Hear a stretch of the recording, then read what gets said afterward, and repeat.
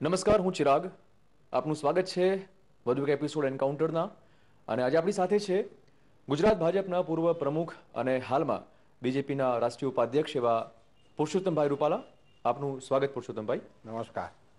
સૌથી પહેલો એક સવાલ થાય છે કે ગુજરાત ભાજપની જો વાત કરીએ તો માત્ર એક જ કેપ્ટન અને બાકી બધા કાર્યકર્તાઓ, પ્યાદાઓ તમારા સહિત લાગે છે કે ગુજરાત ભાજપના તમામ લોકો માત્ર એક જ વ્યક્તિને માને છે. બહુ સરસ સવાલ કાઢ્યો આપે. અને આપે એક જ શબ્દ વાપર્યો, પણ મારે આપને થોડા કરેક્ટ કરવા છે. હંમેશા કેપ્ટન એક જ હોય, ખેલાડીઓ વધારે હોઈ શકે, પણ કેપ્ટન એક જ હોય. એ રમતની પરંપરા છે. અને એ પરંપરા પ્રમાણે જો આપને એક જ લાગતું હોય તો એ ભારતીય જનતા પાર્ટી માટે ગૌરવનો વિષય છે. એક નેતા તરીકે કોઈનું પ્રસ્થાપિત થવું એને કદી પણ ક્યારેય માઇનસ પોઈન્ટ તરીકે ના જોઈ શકાય. આઝાદીની લડતમાં જ્યાં સુધી ગાંધીજી પ્રસ્થાપિત નહોતા થયા ત્યાં સુધી એ લડત પરિણામલક્ષી નહોતી બની શકતી. એ પ્રસ્થાપિત થયા તો લડત પરિણામલક્ષી બની શકી. સુશાસન એ નરેન્દ્ર મોદીના પ્રસ્થાપિત થવાની સાથે જોડાયેલી બાબત છે.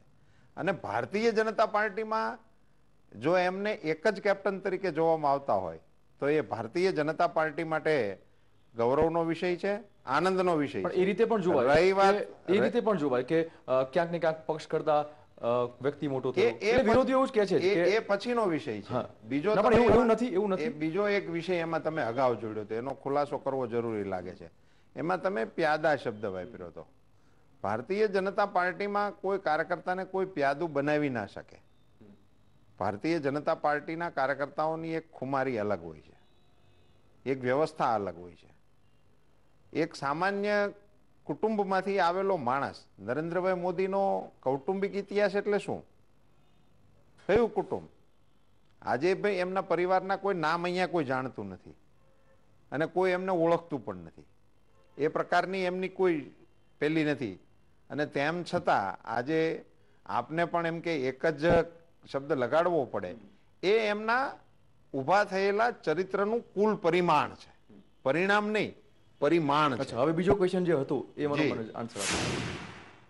બીજો પ્રશ્ન આપે એવો કર્યો કે વિરોધીઓ પક્ષ કરતા વ્યક્તિને મોટા છે અને એ બધી જે વાતો કરે છે એ અહીંયા ગુજરાત પૂરતું કરવાનું કારણ એટલા માટે છે કે આ ક્ષેત્રમાં એમની પાસે સ્પર્ધા જ નથી. એમની પાસે સ્પર્ધા જ નથી. શા માટે તેઓ ગુજરાતમાંથી કોઈ નેતાનું નામ ફોકસ નથી કરી શકતા? કયું કારણ છે?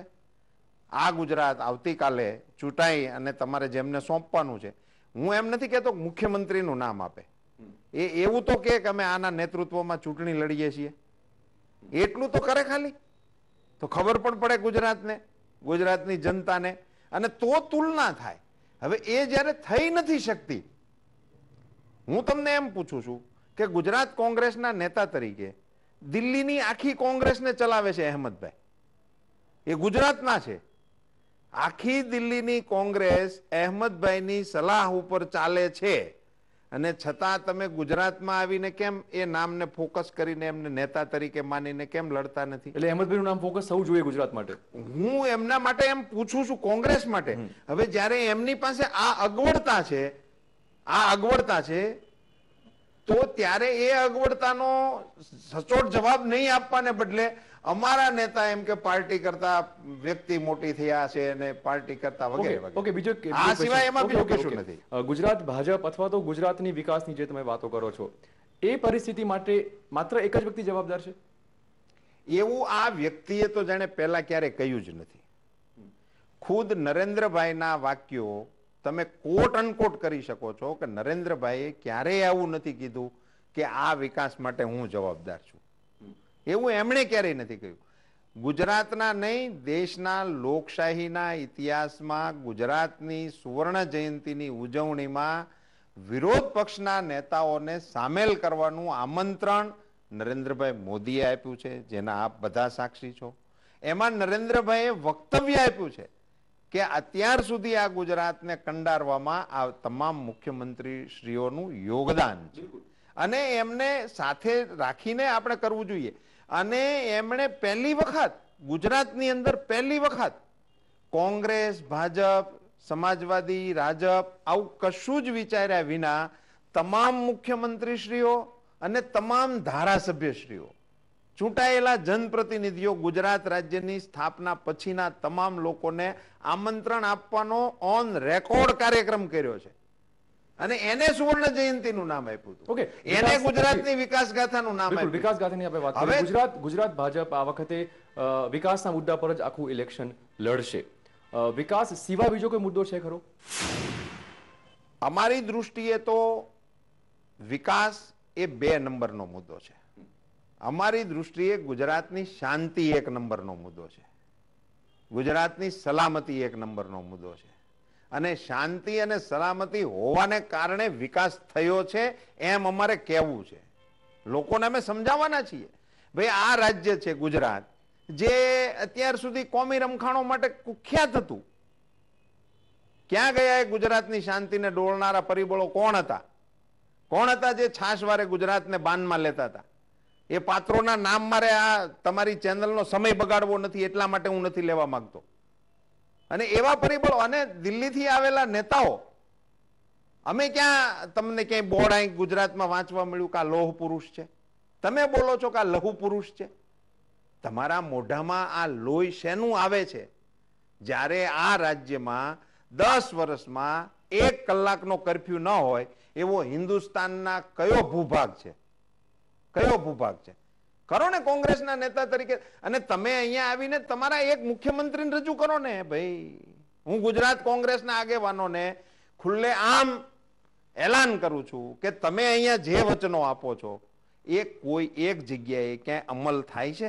અચ્છા, જ્યાં તમારી 10 સરકારો છે. કોંગ્રેસ એવું જે 10 હમણાં નવી એક નીકળી છે જાહેરાત, એમાં 10 મુદ્દા આપ્યા છે કે આ મુદ્દાએ ભાજપે ઇલેક્શન લડ્યું હતું પણ હજુ આટલા વર્ષોમાં ભાજપે આ મુદ્દા પરિપૂર્ણ કર્યા નથી. એમાં નર્મદાનો મુદ્દો હોય કે શિક્ષણનો મુદ્દો હોય કે સરકારી શાળાઓની ઘટતી સંખ્યા હોય. બિલકુલ, આપે નર્મદાથી શરૂ કર્યું. જી, નર્મદા બંધાઈ ગયો, પૂરો થઈ ગયો છે. સ્પીલવે સુધીનું કામ પૂરું થઈ ગયું છે. એમાં ફેબ્રિકેશન કરી અને ગેટ બંધ કરવાનું કામ બાકી છે. ટેકનિકલી આપની જાણ માટે અને ગુજરાતની જનતા જાણે એટલા માટે આ દરવાજા લગાડવા માટેની મંજૂરી ગુજરાતની સરકાર 2 વર્ષથી દિલ્હીની સલ્તનત પાસે માગે છે. દિલ્હીના પ્રધાનો અહીંયા દર અઠવાડિયામાં 4 વખત આવે છે ને હજી 40 વખત આવશે. એકાદ જણ આની વિશે કોમેન્ટ તો કરે કે ભાઈ આ પરમિશન દિલ્હીમાં ગુજરાતની 2 વર્ષથી પડતર છે એ ભાજપની માગણી છે? પેટા કેનાલની વાત કરીએ તો આ ભાજપની માગણી છે. આ કેનાલમાં પાણી ચડાવવા માટે દરવાજો બંધ કરવો પડે. પેટા કેનાલનું કામકાજ દરવાજો બંધ કર્યા પછી પાણી કેનાલમાં ચડે ભાઈ. અને 2 વર્ષથી પેન્ડિંગ છે, પ્રમ દિવસની નથી ગઈ. અને શા માટે અમારી એ માંગણીને તમે મંજૂર નથી કરતા? કયા કારણો છે? શક્ય છે તો થાય ને. ઓહો, પણ આ શક્ય જ છે. મંજૂરી આપે એટલે કામ ચાલુ જ છે. એજન્સી ફિક્સ છે, કામ તૈયાર કરેલું છે. દરવાજા બહાર બનાવેલા ફીટ છે અને ઇરેક્ટ કરવા માટે 2 વર્ષનો સમય જોઈશે. એને માટે શું જવાબ છે? પણ અશક્યતા હવે આ પાછળની વાત છે, જેમ તમારે જે મુદ્દાઓ ઉપર આવવું એ મુદ્દાઓ ઉપર અમારી પાસે એના જવાબો છે. પણ એની ડિસ્કશન કરવાને બદલે શા માટે એ લોકો અમારી આ ગુજરાતની માંગણીને ન્યાય આપતા નથી? ઉપરાંત જ્યારે દિલ્હીથી આવે છે ત્યારે તો આપે એમ. હું ગુજરાત કોંગ્રેસના નેતાઓ પાસેથી અપેક્ષા નથી રાખતો કે એ બોલે, એની મારી અપેક્ષા નથી, કારણ કે એ નહીં બોલી શકે. પણ દિલ્હીથી આવે છે એ તો બોલે. મનમોહનસિંહજી જેમને અહીંયા મોકલે છે, સોનિયાજી જેમને અહીંયા મોકલે છે, એ તો દિલ્હીના સમાચાર અહીંયા અમને દે. એ આવે છે એટલે અમે કહીએ છીએ અને અમે બોલીએ છીએ કે અમારા મુખ્યમંત્રી બોલે છે.